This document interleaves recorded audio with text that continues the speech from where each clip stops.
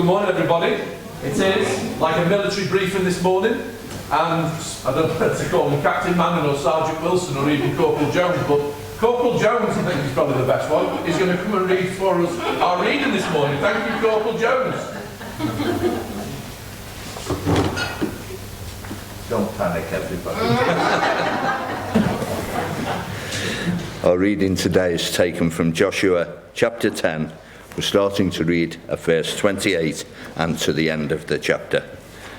It says, "Then Joshua and all Israel with him moved on from Makkedah to Libnah and attacked it. The Lord also gave that city and its king into Israel's hand. The city and everyone in it Joshua put to the sword. He left no survivors there. And he did to its king as he had done to the king of Jericho. Then Joshua and all Israel with him moved on from Libnah to Lachish. He took up positions against it and attacked it. The Lord handed Lachish over to Israel, and Joshua took it on the second day. The city and everyone in it he put to the sword, just as he had done to Libnah. Meanwhile, Horam, king of Gezer, had come up to help Lachish, but Joshua defeated him and his army until no survivors were left. Then Joshua and all Israel with him moved on from Lachish to Eglon. They took up positions against it and attacked it. They captured it that same day and put it to the sword and totally destroyed everyone in it, just as they had done to Lachish. Then Joshua and all Israel with him went up from Eglon to Hebron and attacked it. They took the city and put it to the sword, together with its king, its villagers, and everyone in it. They left no survivors, just as at Eglon. They totally destroyed it and everyone in it. Then Joshua and all Israel with him turned round and attacked Debir. They took the city, its king, and its villagers, and put them to the sword. Everyone in it they totally destroyed. They left no survivors. They did it to Debir and its king, as they had done to Libnah and its king, and to Hebron. So Joshua subdued the whole region, including the hill country, the Negev, the western foothills, and the mountain slopes, together with all their kings. He left no survivors. He totally destroyed all who breathed, just as the Lord, the God of Israel, had commanded. Joshua subdued them from Kadesh Barnea to Gaza, and from the whole region of Goshen to Gibeon. All these kings and their lands Joshua conquered in one campaign, because the Lord, the God of Israel, fought for Israel. Then Joshua returned with all Israel to the camp at Gilgal. Pray that God will bless to us that reading from his word. Thank you, John. So, this morning, if it is a military campaign, you've had on your seats something which said, "Top secret, do not open." Tell me honestly, put your hand up if you opened it. Right. Court martial, court martial, court martial, court martial. Corporal Jones, take some names, please. We'll deal with you at the end. It's tempting, isn't it? When it says don't open, you want to open it, don't you? You want to see what's in there. Okay, so we're going to continue our Joshua series. We're going to open those in a minute. Don't do it yet. And we're going to be looking at how God keeps his promises as we extend the southern kingdom. So today really is a conclusion of the events that we started with when we returned to Joshua on the 29th of January this year, when we started this series. You remember how the coalition of kings got together to go and fight, and then the subsequent actions over these past weeks, and today is really the end part of that campaign. It's the end part of this chapter. So I just want to give you a bit of a briefing, a bit of an update on where we are. So I've got this in case my thing doesn't work. So we come in over here, we cross the water, we go to camp at Gilgal, they take Jericho, they take Ai on the second time, and they end up with a peace treaty with Gibeon. Let's have a look at the story so far. So, The leaders of the tribes in Canaan, they were dismayed because of this treaty that Gibeon had set with Israel, and they got together and the 5 kings decided that they were going to go and attack Gibeon. And so off they go. These were the kings. We got the king of Jerusalem, Zedaniah, can't even say it. And he got the rest of them from over here, and they decided they were going to go up and attack Gibeon. So then the men of Gibeon, I've gone and done it again. William, will you move me on? You're going to have to do this rapidly. It's my fault. I keep pressing the middle one. It's wrong. So anyway, they go and next one. Oh, sorry, William. I'm causing all sorts of problems. Anyway, they go. Oh, we've lost it completely now. They go and they've gone. Oh, it's back again. And they go and they have a word with Joshua and they say to Joshua, look, mate, you've signed a peace treaty. You've got to come and help us because they've come to attack us. So off they go. Next slide, please. And he goes in the night. Do you remember how they went on that 20-mile march overnight over the hill? And they got there in the middle of the night and they had this surprise attack around Gibeon on the people who were there. And then God got involved. Next slide, please. Because God caused the people to go into confusion. Now, it's interesting, isn't it? I like the beards better of Joshua's men. Who likes the beards? I only noticed this the other day. Who likes the beards better of Joshua's men than the others? Anybody prefer Joshua's men beard? Yeah, I do. Anyway, so they got thrown into confusion. Next slide, please. And God sent some massive big hailstones and they hit only the people that they were chasing. They got to the people who were of these coalition who come to fight them, not the people of Israel. They were kept safe. Next slide, please. And then the real miracle. Joshua spoke to God and God answered prayer. He listened to the words of a mere mortal man and God made the sun stand still as they prolonged the day in order for the battle to continue. So, next slide, please. Then the kings, they disappeared to this place called, I can use my stick.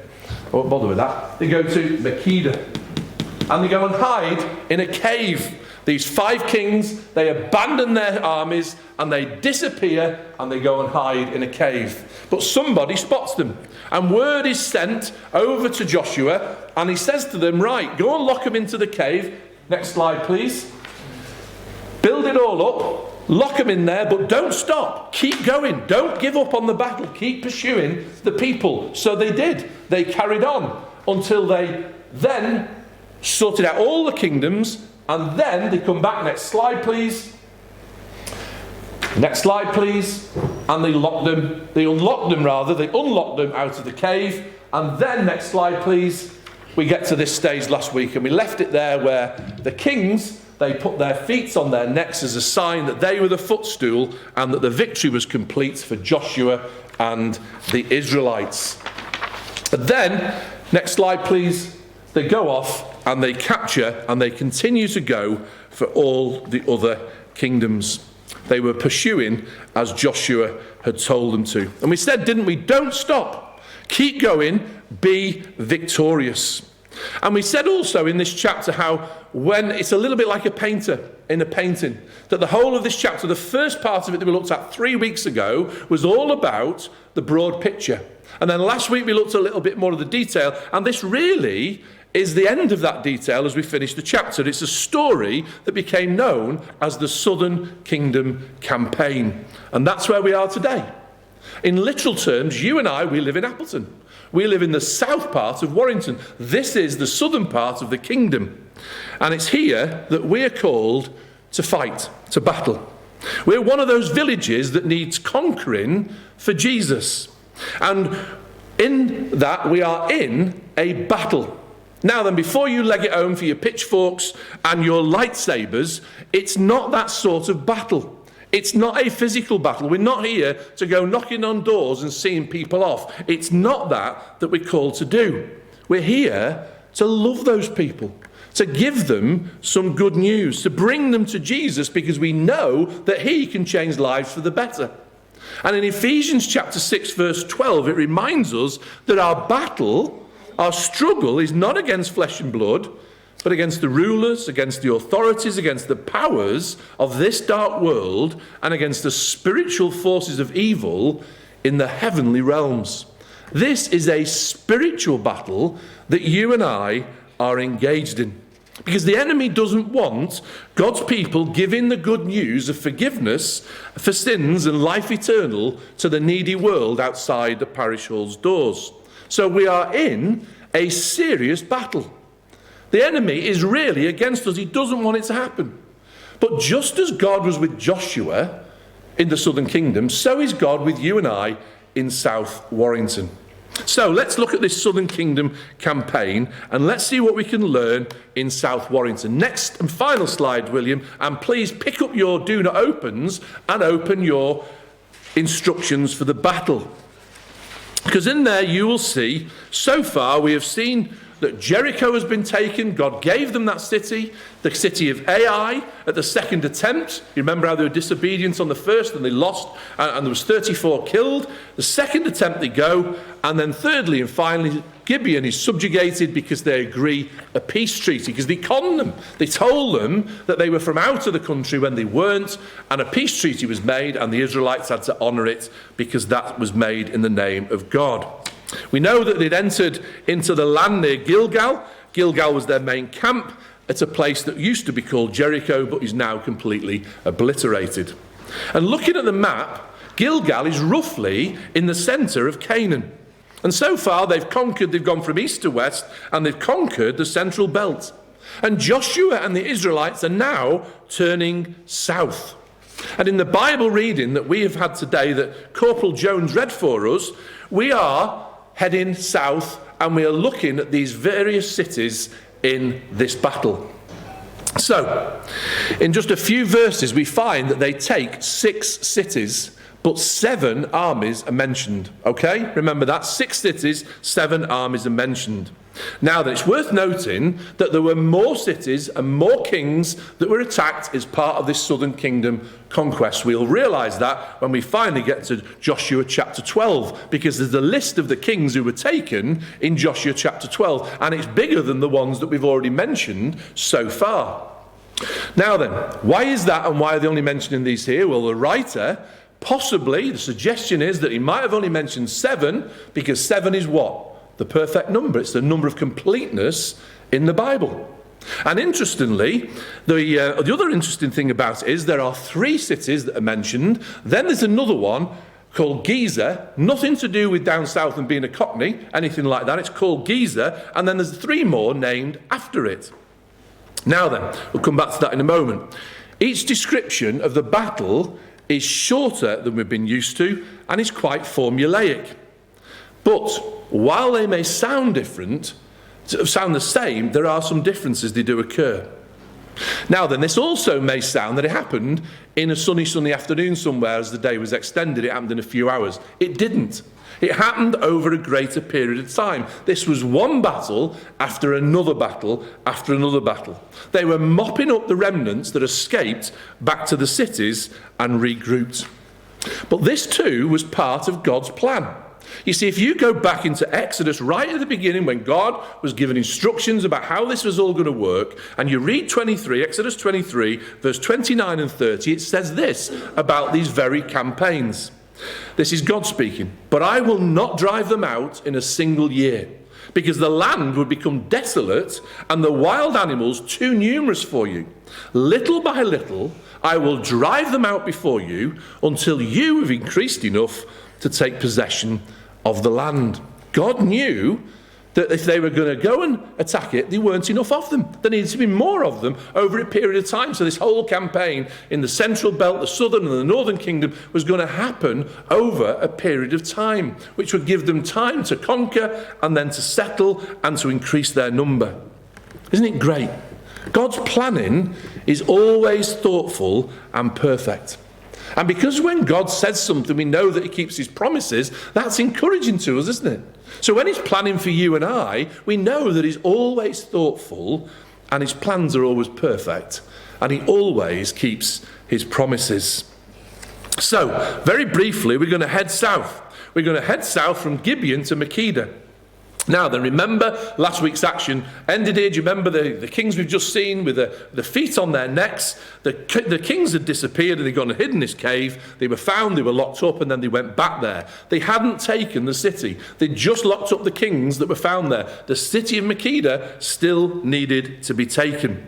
And in verse 28 of our reading today, we read that the city and the king were totally destroyed. Remember the holy band word, that herem, the word herem, which means God has issued an instruction that total destruction of every living creature must take place. Now then, I want to give you a reminder. We've talked about this before, but it's important, that amidst all this killing, God hasn't lost the plot. He hasn't suddenly gone off the rails. You see, these nations, they've had hundreds of years to repent. And instead of repenting, instead of turning back to God, things got worse. They became worshippers of pagan gods. They sacrificed children as sacrifices to their pagan gods. They used child prostitution. Things were pretty awful in these nations. And ultimately, God can choose the manner and the timing of the punishment which he gives. It's his world. It's his rules. It's his way. And we were told right in the beginning, weren't we? Go back to the beginning of Genesis, and he said to Adam and Eve, he said, you can eat of all the trees bar that one. If you eat of that tree, you sin, and there will be punishment. And that punishment will ultimately be death. That's what God said. And of course, they made that choice, and they sinned, and sin entered into the world. And it means that unrepented sin still causes death today. Those who reject God will suffer eternal punishment and separation from God. We need to remember that this is a serious business that we're fighting about. The enemy would have the world's people for himself. He doesn't want them to know that there is a way out of their predicament, of their situation. He doesn't want them to know that God has provided a way out. You see, God has got to punish sin. Because when God says something, as we know, he keeps his word. He can't go back on it. And he said sin will be punished. But the thing is this, he also loves the world, you and I, so much that he was prepared to also provide the necessary punishment so that you and I don't have to be. So when we see all this killing and death as part of God's judgment, we've got to remember that God is righteous. He is just, and his judgment will befall everybody.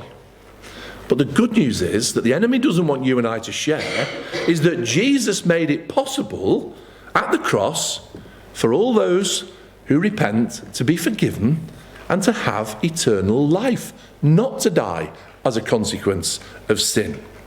Important to remember, because there is a lot of killing going on here, and it sort of resonates, doesn't it, when we think, well, God and killing, but it's important that we remember this herem is God's judgment on people who'd failed to repent.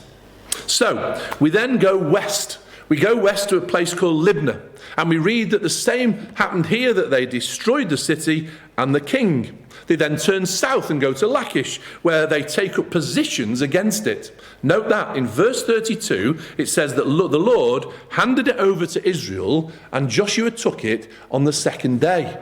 Unlike the first city, they'd had to lay siege to Lachish.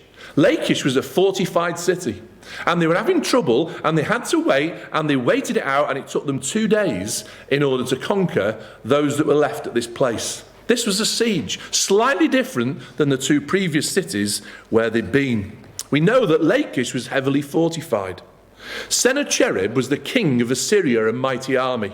And if you go back and look in 2 Kings 19, verse 7 and 8, you'll find that when he came to attack it, he failed to do it. He failed to take that city because of the fortified nature of it. When King Nebuchadnezzar tried, we learn in Jeremiah 34 and verse 7 that when King Nebuchadnezzar tried, when the Babylonians were building, he too had a problem. There was 2 cities left, and this was one of them. Lachish was a difficult place to attack. And yet, with God's help, on day 2, Joshua and the Israelites defeated Lachish. They won. Where other armies had failed, where other armies had difficulties, they won. God was with them. But sometimes it takes a little bit longer. Sometimes it takes a little bit longer for you and I to deal with things, doesn't it? Sometimes we said, like last week, sometimes there's sin in our life and we struggle to get rid of it. We struggle because sin is habit forming and it can be hard to stop. And sometimes it's a struggle and we can't deal with it straight away. But we must stop. We must stop sinning. We must try. And if we persist and we keep on trying and we keep putting our faith in God, ultimately that sin will be conquered in our lives. But sometimes it takes a little bit longer. We've got to lay seeds to it. And in the same way, sometimes things that we do for God take a little bit longer. Church planting particularly is one that we're struggling with, trying to get a building, trying to get a foothold in Appleton Cross. And what about those people who for the last 36 years we've been trying to reach in Appleton Park and they still resist. They still don't want to be conquered for Jesus. But when God gives us Appleton Cross, when God gives us those people, just as he conquered Lakish, so too he can conquer Appleton Cross and Appleton Park. God can do it. When he opens that door, we must be ready. But the thing is, we must never stop fighting for Jesus. We must never give up in the fight, wherever it is. If God's given us a vision, we must keep going. Okay, so then in the middle of this list, we get this king of Giza. So what's that all about? Where's he from? Well, he's certainly not from London.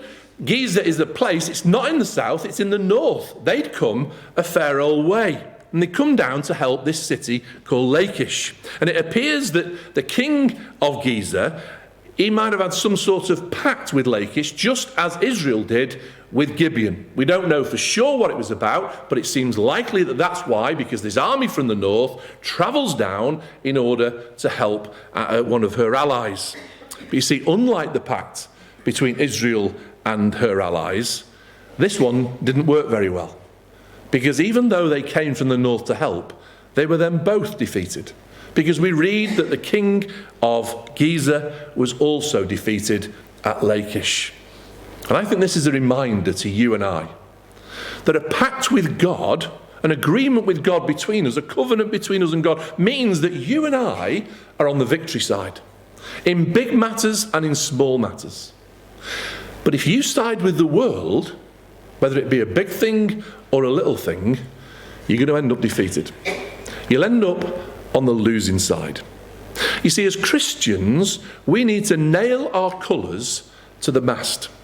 Never be tempted to hide your allegiance to God, because the enemy will make much of it if you do. He'll try and make much of it, and it will cause you all sorts of problems in your walk with Jesus. Compromise being one of them. If we belong to Christ, let's make sure that we are not siding with the world, but with Jesus. Then we move on. The next city is Eglon. We go down to the southwest of Canaan. And it's another siege situation like Lakish. We read there that it took them a day to take this. It was another siege. It was a different form of battle that they did, but this time they managed to take it all in one day. And then from Eglon, they went on to Hebron, and they did the same as they'd done before. They won the fight, and the king was killed. And then the last city that the writer included in his chapter of victories in the southern kingdom of their campaign is Debir. This was a similar battle to that at Libnah and Hebron. And you'll notice that at each place, they read things like there was no survivors, that everyone was totally destroyed. This was this harem in action. But we've got to pause here for a moment, okay? We've got to pause because if you jumped ahead and you read Judges chapter 1, you'd find out that despite what it says in Joshua chapter 10, that not all the people had been killed. They weren't actually all destroyed, because the people who were then going to occupy the land had to deal with the remnant. So, is this a contradiction? Is the Bible wrong? Are those who say the Bible is flawed right? No, it isn't. And no, they aren't. So what's the explanation? The explanations, because there's multiple ones, are these. The first one is that when these battles were won, if you go and we read verse 43, we find that Joshua and all Israel, they go back to Gilgal. Joshua and Israel didn't leave anybody behind to occupy these cities. So when they attacked them, they won the victory, and they left and they went on to the next. They did not leave people to occupy the land. So it could be that those who had run away from the battle then reorganised, regrouped and came back. And we read later in Israel's history that the tribes, when they were allocated the land, they go back and then they mop up and get rid of the remnant which is left, thus completing the victory. But how does that claim square with this sort of claim of complete destruction that we've been hearing about at every juncture of every one of these battles? Well, if you think about World War II and you think about Germany's occupation of France, you would have said at the time that France had fallen, that they were now completely occupied by Germany, and that Germany had conquered France. But we know that was only temporary, and we know also that throughout that time there were pockets of resistance by the French, even though the nation was occupied by Germany. And you would have used the same military language. So Joshua's not here trying to convince or kid you. He's basically saying we wiped them out in the same way that you would have said in Germany to France that they conquered the nation. They're saying they conquered the nation. The fact there was pockets of resistance left didn't alter the fact that they had done what they'd set out to do. And it's all a further reminder that the occupation of the land was actually done over that period of time that we talked about in Exodus. It didn't just happen in days. It went on for the reasons in Exodus that we looked at earlier. But you also need to note the words in verse 42. It says, all these kings and their lands Joshua conquered in one campaign. Now then, we already know that they weren't already all conquered all at the same time, as they went from place to another over a period of time. So another suggestion is that the more correct translation is not that the cities were all taken at once, but rather that Joshua and Israel took it once. See the subtle difference? Because if you take it once, it means you've also got the opportunity and the possibility of going back to take it a second time, which is actually what happened when the tribes went back, the same people, but then they conquered the land completely. And the further suggestion is that this herem, this total destruction, was more concerned with the religion than it was with the people. The pagan religion was the problem that was in the land, and it was that was being completely destroyed, not necessarily all the people. And then Dale Ralph Davis, one of the commentators I read, he also helpfully explains the language used in Joshua 10 and Judges 1 as being different. Now then, we use the same language in the NIV, but here's the thing, is the Hebrew words for what was happening. In Joshua chapter 10, the Hebrew word is the word lakad, and it means they took the land. The whole of the chapter is about them taking the land. And he says that this verb lakad must be carefully distinguished from the various forms of the word yarash, which means to possess, dispossess, and drive out. So a different emphasis, but that's the sense and that's the words that are being used in Judges chapter 1. So that's where the effective completion is seen in Judges, not in Joshua chapter 10. So what Joshua lacaded may then need to be relocated at a later date. And it's in Judges that we see that what had been yarashed had definitely nailed it down and the victory was complete. So, all that aside, complicated as it may seem, all that said, verse 42 confirms that all these kings and their lands Joshua conquered in one campaign. Why? It says because the Lord, the God of Israel, fought for Israel. So we know that the enemy was conquered. And we know that what that means, and we now also learn that it happened because the Lord, the God of Israel, fought for Israel. God keeps his promises. As the kingdom extends across the southern kingdom, we know that God fought for Israel. There's no doubting that the victory came because God was fighting for them and not the enemy.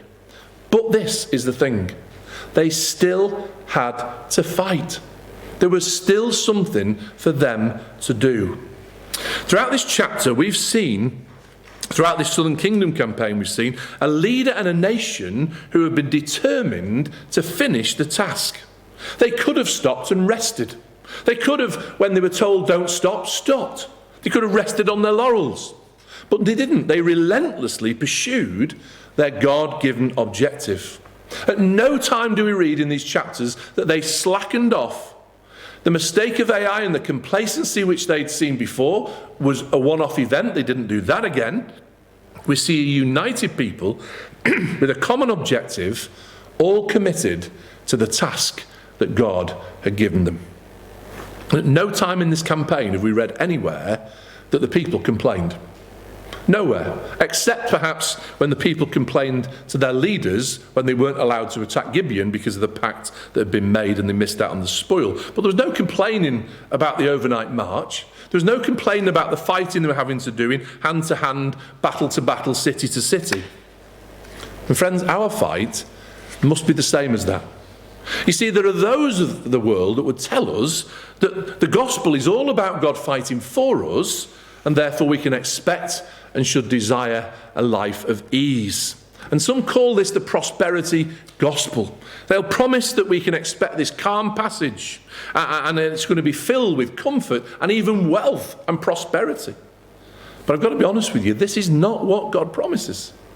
What God promises, as my thing from Paula reminds us, is a safe arrival, but not necessarily an easy passage. God promises a safe landing, not a calm passage. God promises to get us there. He doesn't say it's going to be easy along the way. This is a battle that we're in. And I want to be honest with you this morning. It's not going to be easy, and as we look at the world around about us, you can see it's only going to get harder. Some people may even decide it's more than they're prepared to do. You may feel like giving up. But that's why I want to urge you to remember that God keeps his promises, that you will make it home to the promised land, that he will be with us along the way, no matter how much turmoil, no matter how much difficulty you've got in your life that you're facing, even now this morning. Remember this, that you are on the victory side, and you are going home to the promised land if you're a follower of Jesus. The story is told of a young Greek man who was eager to fight in a great battle. And he was underage, he wasn't old enough to join the army, so he decided to sneak away from home and he went and joined the troops in the field. He successfully joined the army. But as the battle began, a great fear overcame him and he bottled it. He'd not expected war to be like this, and he ran away from the field of battle. Well, his commanding officer, he sent soldiers after him to find him and to bring him back. And when he was found, he was taken to the king. And the king demanded to know his name.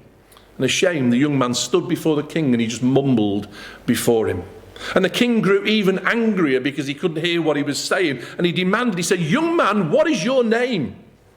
And the young man answered, "Alexander, your majesty."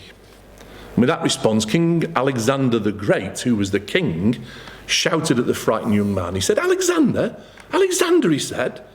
"Young man," he said, "either change your name or change your behaviour." Change your name or change your behaviour.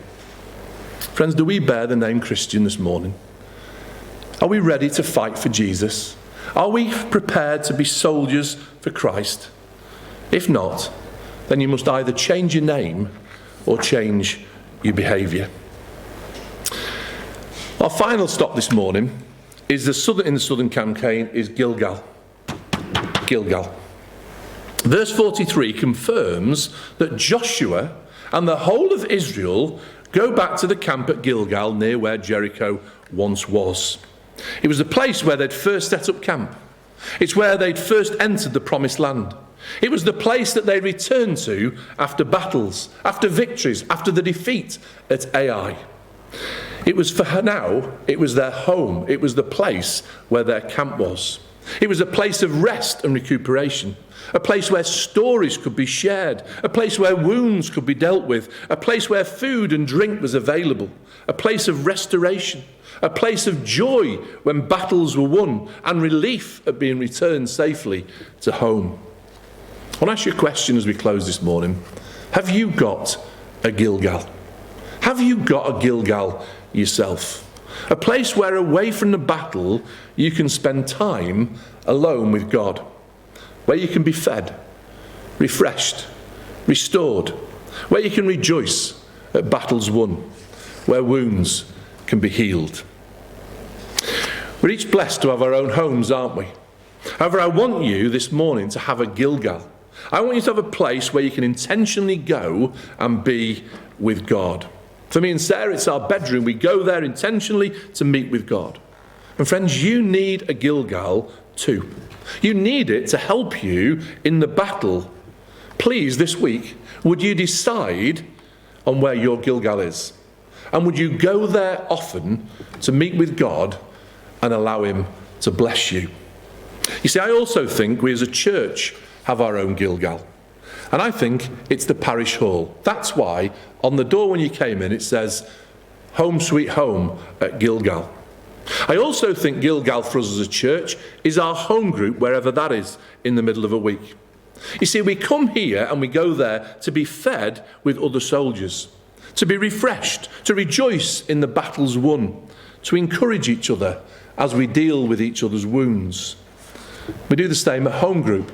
And I'm thrilled to say that almost half the church are now coming to the home group on a Wednesday, because we need each other. We need to be there in these days. We meet in God's presence to help and support each other, to receive God's blessing together. So can I also urge you in these days, these difficult days of intensifying battle, to make sure that you come to Gilgal, Sunday and home group, as often as you are able. We are encouraged not to give up meeting together. And it's vital that God's army, that we not only fight with the eagerness and unity and without complaint as Joshua and the Israelites did, but that we love, encourage and support each other as we seek God together.